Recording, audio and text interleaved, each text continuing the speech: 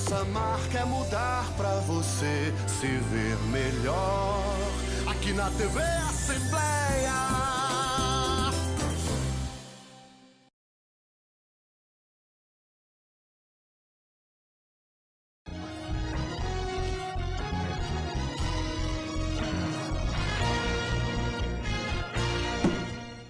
Olá, boa noite. Está no ar o programa Questão de Ordem, para você que nos acompanha diariamente aqui pela TV Assembleia e também cumprimentando os nossos ouvintes do Questão de Ordem na FM Assembleia 96,7, diariamente às 10 da noite. O programa de hoje vai ser dedicado, não vamos falar de política, evidentemente, mas a gente vai falar também da Semana do Consumidor e do Dia do Consumidor, que vai transcorrer nesta quinta-feira, portanto, amanhã, dia 15.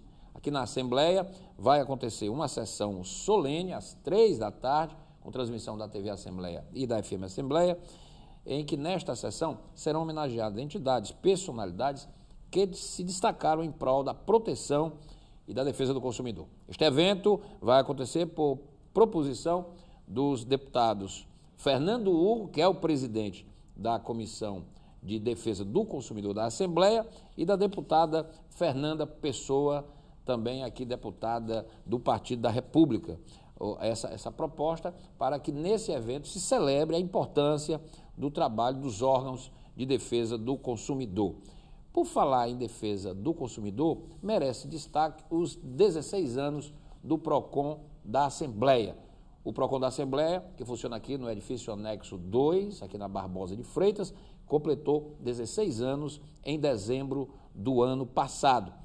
Em 2017, o PROCON realizou 16.118 atendimentos, dentre os quais audiências de conciliação, cartas de informações preliminares, contabilidade, enfim, uma série de eventos. O PROCON que está sempre de portas abertas, e aqui a gente registra o trabalho da coordenadora geral do PROCON Assembleia, a doutora Valéria Cavalcante, e ainda das doutoras Thelma Valéria Pimentel e do doutor Rodrigo Colares, que também atuam pela manhã e pela parte da tarde, também no PROCON, coordenando os bons atendimentos. Estou recebendo aqui no programa o deputado estadual Fernando Hugo, presidente da Comissão de Defesa do Consumidor, e durante a sua longa trajetória aqui na casa, talvez seja o deputado, com certeza ele até me corrige se não for mais longevo, é o campeão de mandatos aqui na Assembleia Legislativa. O deputado tem sempre um trabalho, uma dedicação muito especial a essa questão da defesa do consumidor. Esse é o tema de hoje, do Questão de Ordem, e eu recebo o deputado estadual do PP, Fernando Hugo. É com ele o programa Questão de Ordem. Deputado, muito boa noite, prazer recebê-lo. Um abraço, Renato, boa noite a todos, milhares e milhares de ouvintes e que têm o prazer de deleitar-se assistindo à televisão, esse PROCON da Assembleia que Renato abriu o assunto que debateremos, que trocaremos ideias hoje. Ele vive na minha alma. Interessantemente, desde a primeira vez que presidi a Comissão de Defesa do Consumidor, o PROCON tornou-se para mim, na percepção vibrante, na percepção paixonesca que se pode ter, aquele braço da Assembleia que está diariamente ao lado do povo, com o povo, pelo povo e para o povo, no sentido total. O PROCON é povo. Recebemos diariamente queixas, queixumes, que muitas vezes não representam somente os ais ou os de uma família ou de um único cidadão, mas muitas vezes o PROCON, através de sua ação tentacular, resolve problemas de bairros inteiros, de comunidades, pelo fato de que recebemos queixas de alguém que está sem água num bairro, alguém que está sem energia elétrica numa comunidade, alguém que não tem esta que é indubitavelmente a maior de todas as questiúnculas que existem nas defesas do consumidor do Brasil todo, a telefonia móvel sem funcionar, numa área da cidade, numa cidade ou numa região do estado. Então, o PROCON, ele inusualmente não resolve o problema só de uma pessoa, mas usualmente resolve o problema seu, da família e de comunidades. Daí a grandeza, Renato, daí a forma vibrante com que eu, assumindo o PROCON, tenho tido o zelo de fazer com que aqui, nesse anexo da Assembleia, possamos resolver problemas de todas as montas e, quando a solução não passa pela caneta dos advogados, pela tutela resolutiva daqueles que trabalham lá, encaminha-se sempre para o lugar certo, na tentativa de se resolver e se acabar o choro, o ai e o queixume de pessoas ou de famílias. E um detalhe interessante, deputado, eu me acosto a tudo que o senhor falou, porque o PROCON da Assembleia ele é uma referência de resolutividade. Isso é fato, não é quando se fala vamos ao PROCON, o PROCON realmente encaminha e resolve, dá solução. Por isso esse sucesso. Não é? Eu compreendo bem a sua motivação quando fala que o senhor, ao longo dos seus sete mandatos já aqui, o deputado Fernando Hugo, rapidamente, 7 mandatos de deputado, não é médico, todo mundo sabe que ele é médico, e um médico vibrante em defesa da medicina e da sua querida e bucólica Messejana. Outrora bucólica. Hoje o negócio está meio complicado. Né? Hoje o negócio está muito diferente do bucolismo da época que eu era meninote, corria ali, comia manga, tomava banho na lagoa, na espera de me encontrar com a Índia Iracema. Muito bem. Deputado Fernando Hugo, hoje comigo aqui no Questão de Ordem. Amanhã, deputado, vai haver essa sessão solene em que eu estou vendo aqui a doutora Ana Celli Sampaio Cavalcante será homenageada, não é? Ela é promotora. Eu me lembro também do DECOM aqui, logo nos primórdios do DECOM, a doutora Vanja Fontinelli, a doutora Socorro França, que foi a primeira coordenadora estadual do DECOM, aí o trabalho aqui do PROCON da Assembleia. Será um grande momento de celebração, né, deputado? A festa. O povo brasileiro como um todo, e o cearense não é diferente, de tão sofrido por ser lesado, enganado, em compras, em aquisições múltiplas, sejam elas na individualidade de um aparelho elétrico, por exemplo, ou eletrônico, e ou numa compra consorciada muitas vezes, em que envolve-se comunidades, vilas, vilarejos e ou cidades, essa prestação feita pela defesa do consumidor visa, específica e especialmente, tentar resolver, sempre postando-se através daquilo que é titulado na legislação inerente à defesa, direito próprio do consumidor, a resolver os problemas, defendendo aqueles que compraram e não receberam, receberam e não funciona, ou, pior ainda, nem receberam nem funciona. Coisas que usualmente ocorrem e são motivadoras de denúncias aqui na nossa casa, em que o PROCON Assembleia é o tentáculo mais objetivo que eu conheço dentro da Assembleia, com respeito a todos os outros setores. Até porque ninguém está falando aqui da Assembleia como instituição constitucional legiferante, que seria outra coisa. Eu estou falando aqui nessa prestação de serviço que a Casa do Povo faz com o povo, pelo povo e para o povo.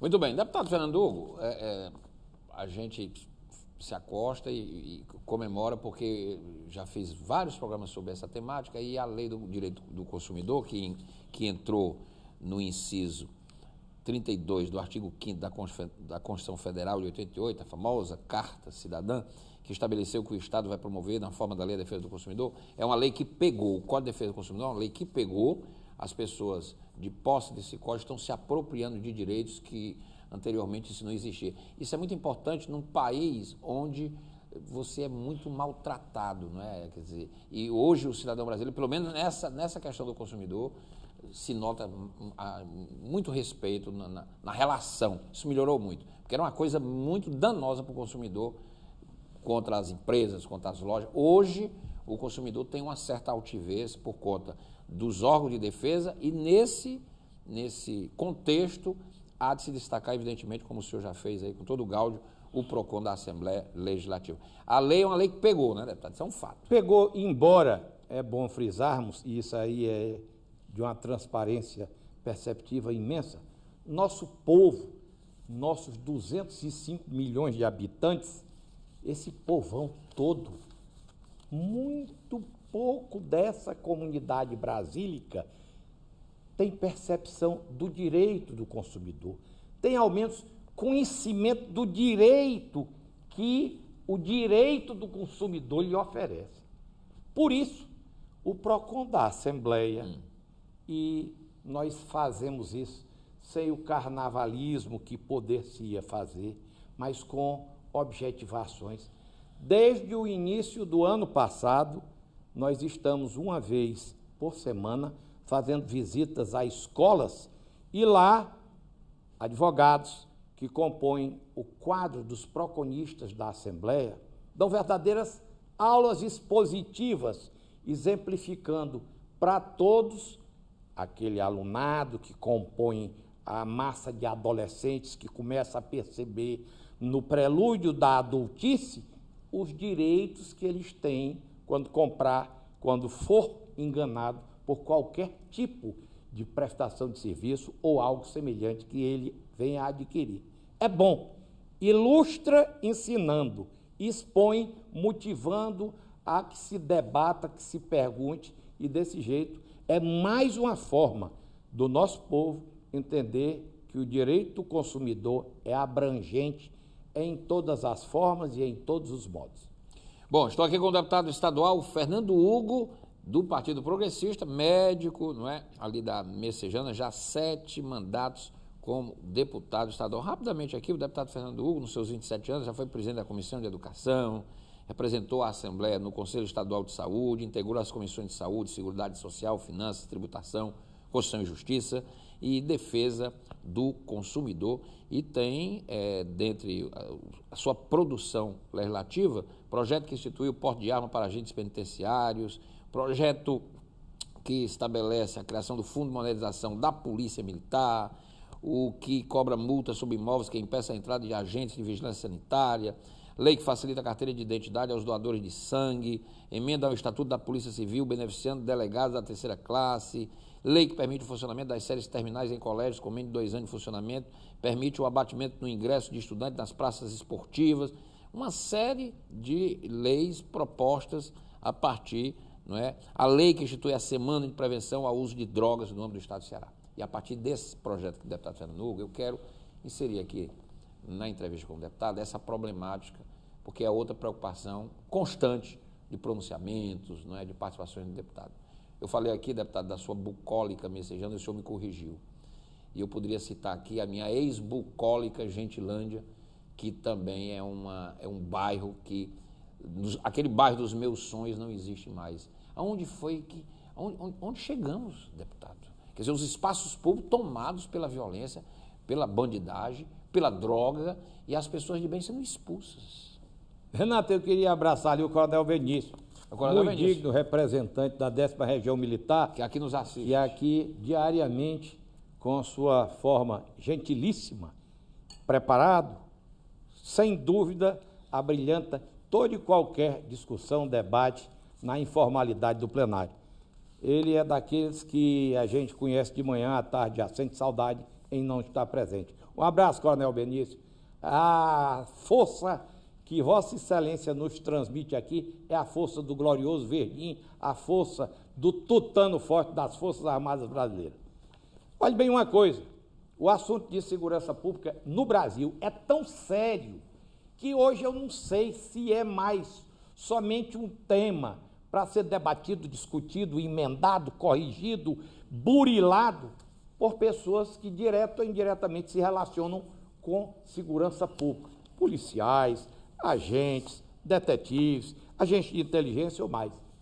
O que eu tenho para ofertar, sem ser eu possuído da crítica banal, da peçonha vil e viperina do criticar por criticar, é altamente interrogativo. Olhe bem uma coisa, vamos pegar o Brasil todo de 30 anos para cá. De 30 anos para cá. talvez com um adoçamento que se possa fazer com um açúcar finíssimo, esse adoçamento pode vir de 20 anos para cá. Dispamo-nos de ideologias, de partidos políticos, de presidentes da República, governadores de estado e tudo. De 20 a 30 anos para cá, Renato Abreu, a depravação comportamental de nossa sociedade evoluiu de uma forma inteiramente inimaginável. E eu duvido muito, eu não sou um homem viajado, nem gosto de viajar. É o meu grande desencontro com a minha esposa, a doutora Valéria, que se passar um avião baixo, ela está na asa. E eu não gosto de viajar. Mas eu ainda leio e assisto e escuto as coisas. Não existe no mundo um país que a sociedade desmilinguiu-se nos costumes, na respeitabilidade familiar. E por conta disso tudo, na depravação subsequente que ocorreu nesse período rapidíssimo, nesse virgulado da história do Brasil, 20 a 30 anos para cá. E isso gerou, nessa inconsequente conjunção do mal que afoitou-se sobre nossa sociedade, a violência. A violência bandítica no sentido maior. O tráfico reinando e a droga sendo o câncer ativo, cheio de metástase dentro da sociedade. O tráfico, no sentido maior, gerando a entrada de armas dentro do país, fazendo com que todo e qualquer pé rachado, que nem diria Zé Pitoco, lá no cabaré da Chica do Babau, na Palpina, possua um pau de fogo e saia por aí numa delinquência insustentável.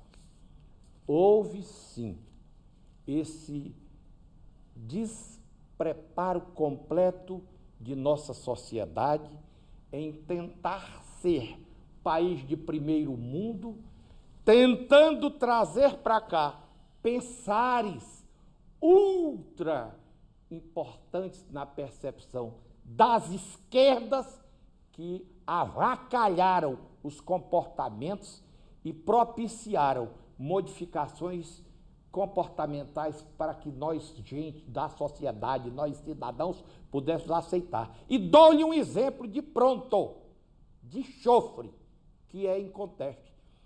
No Brasil, com essa convulsão, com essa panela de pressão que se botou tudo para cozinhar de uma vez só, direitos humanos, direito de minorias, exemplificando com cotas, com exigências múltiplas de que nós engolíssemos de goela abaixo, coisas que em outras sociedades vieram com o preparo do tempo.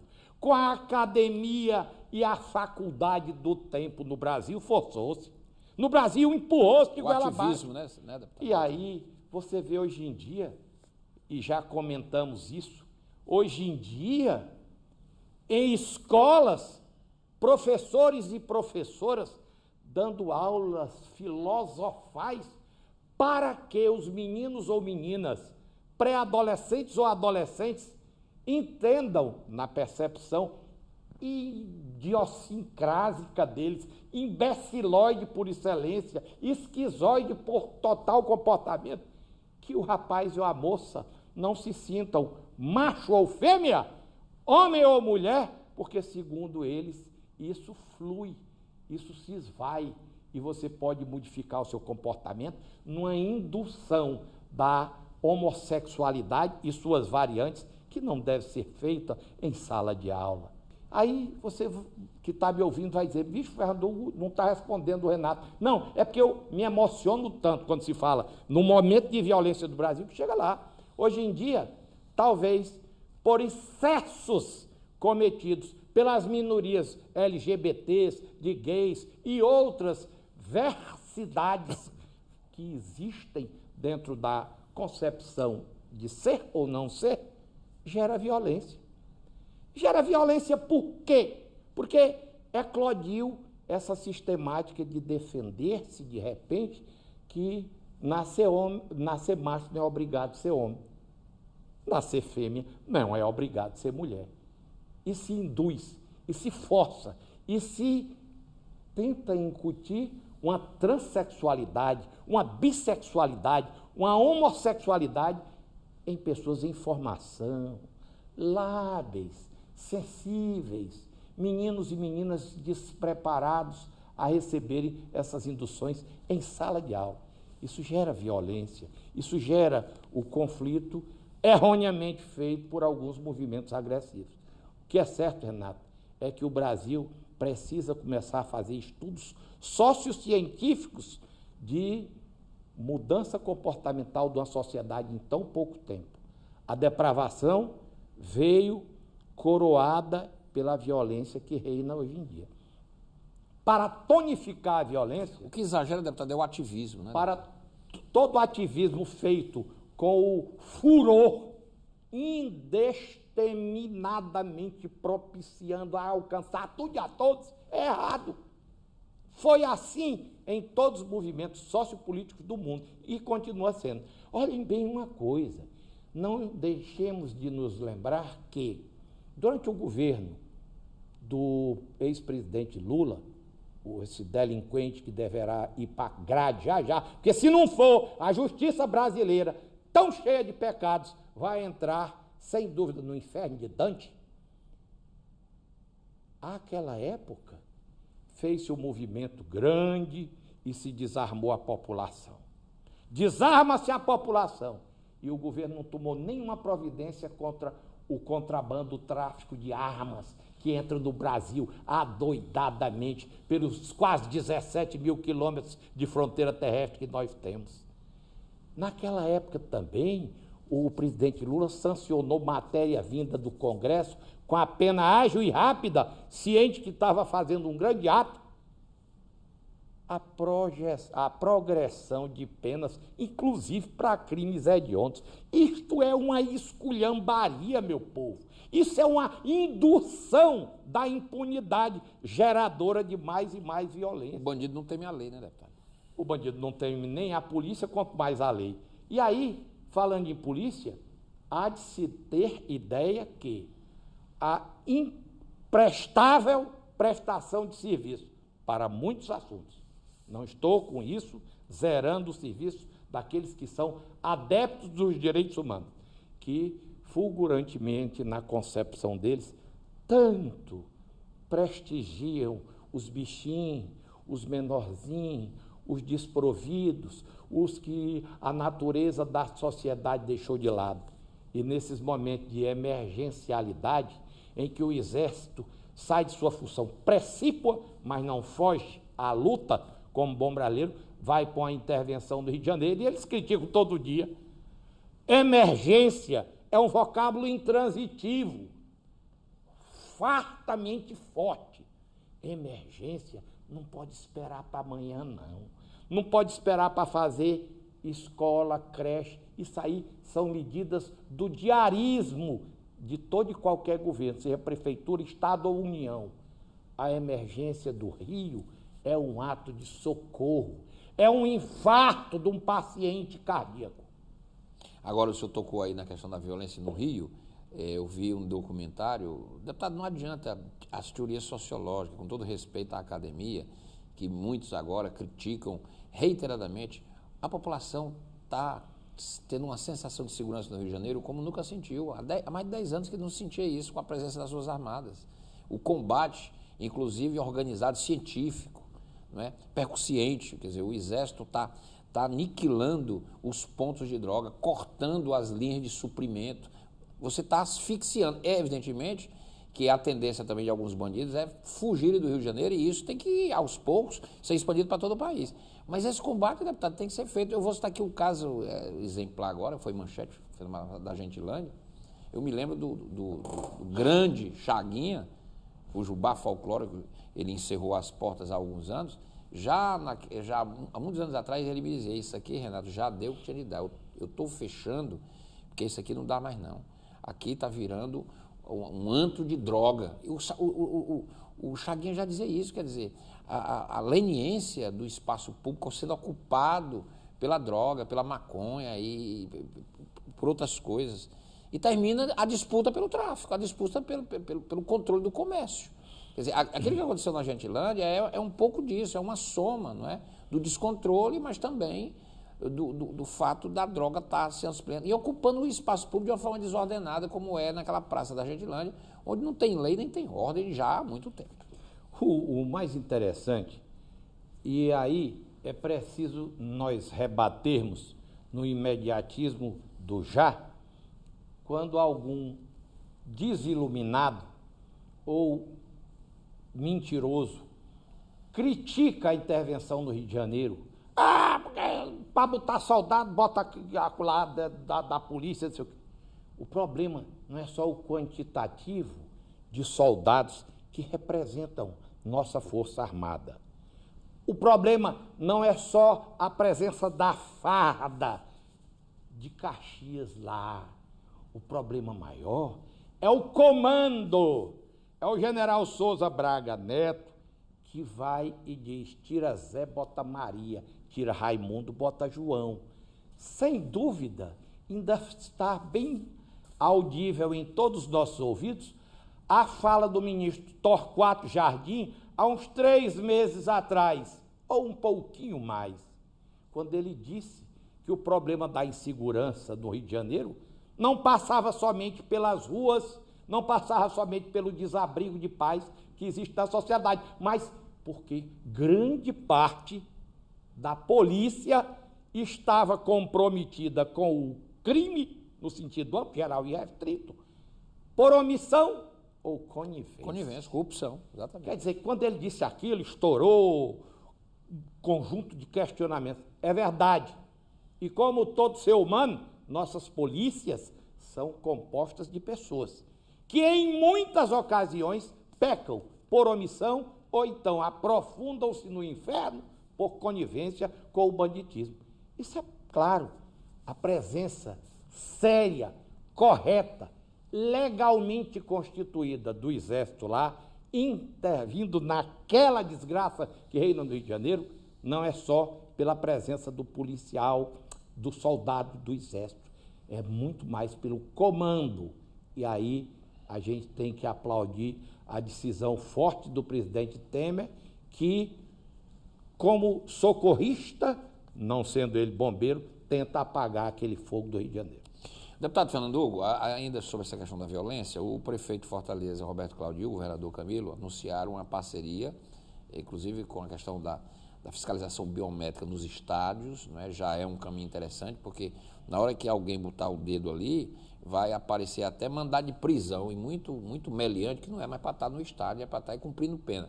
De qualquer maneira, também a Assembleia e a Câmara vão se irmanar numa comissão conjunta que está sendo proposta. Como é que o senhor avalia? A Assembleia e a Câmara podem discutir conjuntamente também soluções para melhorar a ocupação do espaço público em Fortaleza? Claro que a legislação de Fortaleza é muito da Câmara, mas a Assembleia é a casa que ecoa todas as demandas políticas do Estado, e Fortaleza é a capital do Estado. Eu acho que tudo que vier para somar, tudo que vier minimamente para contribuir, deve ser levado em conta. Sem dúvida alguma, os estádios de futebol no Brasil, que por sinal, Renato, que saudade daqueles grandes públicos, que saudades do Maracanã lotado, Fla-Flu de 63, 186 mil pessoas no estádio, era até um exagero, era uma Amazônia populacional vibrando, sem grandes conflitos, sem grandes confrontos. Hoje, as torcidas organizadas barbarizaram ao ponto de transformarem nos estádios em verdadeiras arenas. E aí, no jogo Ceará e Fortaleza, tem uma parte do estádio que tem que ficar em branco, porque senão ele se mata. É um absurdo. Mas o pior que existe é o extra-estádio. Aí esse povo sai vandalicamente de dentro dos estádios, a dar uns nos outros, a ferir uns e os outros, a quebrar utensílios particulares e ou públicos no evoluir de uma massa insana que aqui, bem como em outros centros, causa uma verdadeira repulsa a nós cidadãos. essa semana que passou, não falha a minha memória, ocorreu um clássico entre Cruzeiro e Atlético. Foi domingo retrasado, como diria o Marcos. E Inter e Grêmio domingo passado, em que teve confusão. Pegaram um torcedor, colocaram ao chão e davam nele de pau, cacete, cano de plástico, tudo que tinha no mundo, como se estassem dando num ser inumano. Aquilo não existe. Aquilo é de uma desumanidade irracional. Tem que ter punição severa. Por quê? Porque aquela impunidade, todos foram filmados pela televisão, muitos foram presos. Não acontece nada. Estão soltos, rapaz. Isso é que mais agride.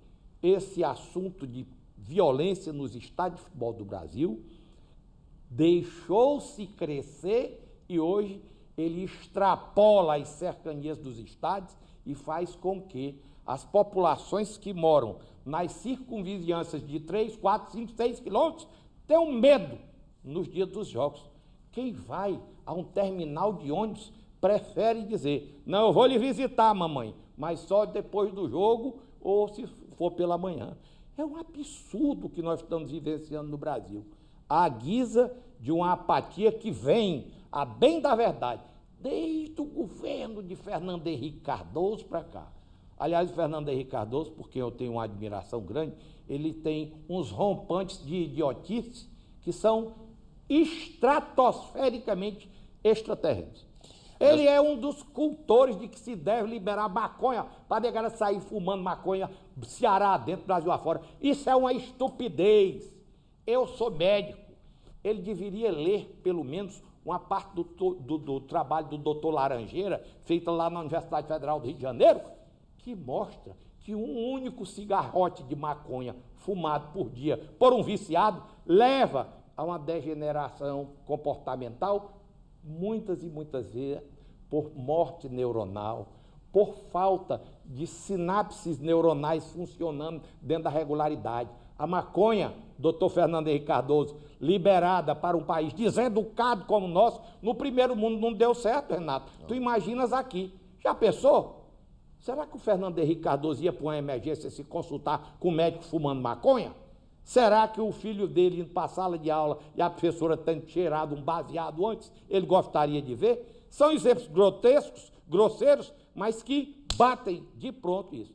Droga nenhuma, psicotrópica, entorpecente, alucinógena, similares, pode ser liberada. Nem para povo de primeiro mundo, onde o reinado da educação é soberano, quanto mais para nós, que não temos família. A família brasileira está à beira de ser sepultada, porque na minha concepção, morta ela está. Se você, dentro de casa, convive com a mãe drogada, convive com o pai alcoólatra e vai para a sala de aula e chega lá com todo esse pedigree de desacertos familiares, é indubitável de que você terá péssimos comportamentos quando lhe oferecerem droga. Fernando Henrique, maconha vicia, e o vício tira a percepção normal do ser humano, bloqueia o superego, libera ações que são imprevisíveis para o Zé, para a Maria, para o Pedro, para o Cazuza e para o João. Verdade. Às vezes a gente fica assim imaginando o que passa pela cabeça do Fernando Henrique, né? Depois de 80 anos ele começa a devagar em algumas questões. Eu acho que essa namorada nova que ele arranjou. Incompatíveis, o senhor tem toda a razão. O Brasil é um país desordenado demais. Você quer colocar mais desordem liberando maconha nesse país? Aí, pelo amor de Deus. Deputado, vamos falar um pouco de política, ainda temos tempo aqui. Eleição presidencial, sucessão, aqui o governador Camilo está bem, candidato à reeleição. A nível nacional, o cenário está confuso. O Lula diz que vai ser candidato, mas fatalmente ele vai cair na ficha limpa. A lei não permite que ele seja. É uma questão de lei, não é questão de não gostar ou não querer. A lei, o Lula é condenado, a condenação dele é irreversível e cai na ficha limpa. Temos aí o Ciro Gomes, foi lançado, o Alckmin pelo PSDB, e temos essa figura do Jair Bolsonaro, que cresce nas pesquisas, deputado, a ponto de liderar, inclusive, em São Paulo. É interessante vermos essa eleição que se avizinha, o outubro está voando em nossa direção e o Brasil está real e verdadeiramente, com a morte do fla-flu que existia entre tucanos e petistas, sem dúvida alguma, o que existe aí resquicialmente é essa falácia, essa enganação, esse aprimoramento da mentira, bela arte petista, incomparavelmente jogada para o povo brasileiro. A mentira ainda continua, eles mesmos tentam se enganar, dizendo que o delinquente, o bandido, chefe da organização criminosa criada no Brasil, o Lula da Silva, vai ser candidato. Isso é um absurdo, fere tudo que é de lei. Inclusive é interessante frisar que eles, à época da lei da ficha limpa, eram vibrantes e defendiam-na com fulgor ímpar nas galerias da Câmara Federal, do Senado e aqui na Assembleia. Bem, eu acho que o Ciro Gomes, pela inteligência, pelo preparo, por ter já demonstrado há tempos atrás, como governador, como ministro, se não tivesse se apaixonado de uma forma completamente sem volta com o petismo, principalmente com o Lula e depois com a Dilma, ele teria hoje uma força própria.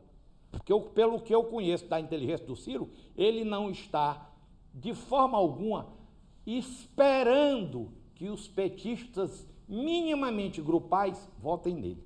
É bom frisar que, pela admiração que eu tenho ao Ciro, eu nunca aceitei que o Ciro, depois daquela enganação feita, quando veio Zé Dirceu, desceu com a pompa de uma celebridade internacional aqui para conversar com o Ciro e desistir, Ciro, daquela candidatura. Lembra, Renato? Lembro. Não conseguiu. Há 15, 20 dias, um mês depois, chega Lula, o totipotente, esse verdadeiro operador de soluções mirabolantes, e propôs ao Ciro que transferisse o título para São Paulo, daqui para São Paulo. E o Ciro, numa infantilidade inaceitável, porque acreditar no petista, nem eles acreditam, transferiu. Mas ele teve boa fé, né, deputado? Ele teve boa fé. Lá em São Paulo, eu acho que nem recebido pela canalha petista ele foi. Então, são essas coisas que deixam interrogações. Se o Ciro não tivesse essa vinculação tão grande, ele estaria ocupando um espaço muito grande nesse rio caudaloso que é o centro e, sem dúvida, pelo preparo que tem, poderia participar. O Alckmin é essa figura preparada, fez grandes governos, é um homem sério, porém não tem o torque, o arranque de, em falando, em manifestando, em opinando, gerar uma confiabilidade popular. A empatia. E o Bolsonaro entra como uma faca em manteiga nesse momento em que o Brasil precisa de vozes fortes. E ele tem-na, e tem ofertado em várias e várias posições posturas. É importante demais que, para o convencimento de massa, se tenha uma postura. No momento atual brasileiro, uma postura forte, e o Bolsonaro tem. Sem dúvida alguma, não é gratuita essa aceitação popular que hoje, já no grande estado de São Paulo, vê-se em pesquisas, 7 meses antes da eleição, o Bolsonaro na frente, inclusive gerando uma inquietação soberana nos demais. Esperamos, e eu tenho que rezar todo dia, porque vou completar agora em março 65 anos de idade, e ainda quero ver esse Brasil dirigido por uma pessoa séria, competente e honesta. E não vamos nos iludir com propostas messiânicas, com salvadores da pátria. Volto ao Lula, ou delinquente para eu amar. Este bandido, anteontem, teve a ousadia, o descaramento de dizer, num bate-papo, numa entrevista, numa coletiva que ele estava dando aí pelo sudeste do país, que ele é o único homem capaz de salvar o país pela crise que eles botaram. Eles quem, Lula? Vocês passaram 13 anos e meses do governo e você agora vem dizer que a crise, que o desemprego, que aquela inflação, que a falta completa de perspectiva existente no povo brasileiro, que a taxação de juros estratosféricos, tudo foi feito no período infernal de Vossa Excelência, vou tratá-lo assim com ironia, e dessa figura metafísica que arranjaste para esculhambar o Brasil, que se chama Dilma Rousseff. E é bom terminar esse meu comentário dizendo, esses que ele se refere é o governo de Michel Temer. O Michel Temer é cria, é filho de Lula da Silva, que o indicou para ser vice da Dilma Rousseff nas 2 eleições da Dilminha. Se não o PMDB não votasse, eles teriam perdido as eleições na primeira para o Serra e se escapasse na segunda para o Aécio. O Michel Temer, essa figura repulsionada por eles hoje em dia, é cria de Lula e a quadrilha que o cerca. Deputado, agora o Lula só entendeu, o Lula não tem mais 90% de popularidade, nem tudo que ele diz hoje não é, cala na sociedade, né? A sociedade hoje tem uma grande parte que já não recebe as falas do presidente Lula da forma como antes, né? Ele está bastante desgastado e esse tipo de argumentação dissoa, né? Quer dizer, completamente dissonante com a realidade. O grande problema do PT é que jamais, em tempo algum, eles aceitam o erro. Você assiste senadores e deputados federais falando do momento atual brasileiro como se essa desgraça, esse fundo de poço que nós encontrávamos há 2, 3 anos atrás e agora estamos melhorando, não há ainda a chegada no bolso da população de alguns fatores que a economia lentamente há de propiciar, mas se está recuperando, mesmo com esse governo cheio de bandidos do Temer, a começar por ele. Porém, os petistas jamais aceitam que desgraçaram o país, sócio, comportamental, econômica e fiscalmente. Deputado, eu queria agradecer, abriu-se uma janela aí, e daqui para o dia 7 de abril ainda muita coisa vai acontecer, porque aí o quadro político vai ficar um pouco mais definido. A preço de hoje, a última pesquisa do MDA da CNT estabelece que num quadro sem Lula, Ciro Gomes cresce, não é? E é candidato sério aí a um segundo turno, hoje seria com o Bolsonaro, segundo os números. É claro que esse cenário ainda pode mudar, tendo em vista que os partidos vão se consolidar, o DEM vai definir se tem candidato, se não tem, o MDB se lança candidato, se não lança, o PSDB se faz coligação, enfim. Ainda tem uma série de contornos a serem estabelecidos para dar mais nitidez à sucessão e à eleição presidencial, que vai ter impacto, evidentemente, nos estados da federação. Eu queria lhe agradecer, deputado Fernando Hugo, antes, no finalzinho do programa, queria registrar aqui que recebi com muito prazer e vou comparecer, do Coronel Benício, a Câmara Municipal de Fortaleza, eu folgo em saber, vai fazer uma homenagem muito, muito justa ao general de divisão Estevão Carlos Teófilo Gaspar de Oliveira, comandante da 10ª Região Militar. Ele vai receber em sessão solene, no próximo dia 20, terça-feira, às 7 da noite, lá no plenário da Câmara Municipal de Fortaleza, a medalha Boticário Ferreira, presidente da Câmara, o vereador Salmito está convidando, para a sessão solene de entrega da medalha Boticário Ferreira ao general de divisão do Exército Brasileiro, Estevão Carlos Teófilo Gaspar de Oliveira, comandante da 10ª Região Militar, requerimento aprovado pela Câmara de autoria do vereador Dr. Porto.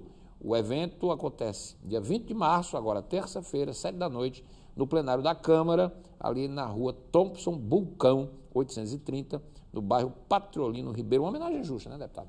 Ao general Seja cearense, ame Fortaleza mais do que nunca. A medalha Boticário Ferreira foi criada para homenagear responsavelmente personalidades que por aqui passam no usufruto de darmos deleitosamente prazeres. E o general Teófilo é uma dessas figuras. Sério, correto, justo, preparadíssimo. E um homem que passa pela 10ª Região Militar com passos largos, mostrando que Caxias está bem presente na vida militar que ele abraçou. És um Sampaio de Fortaleza.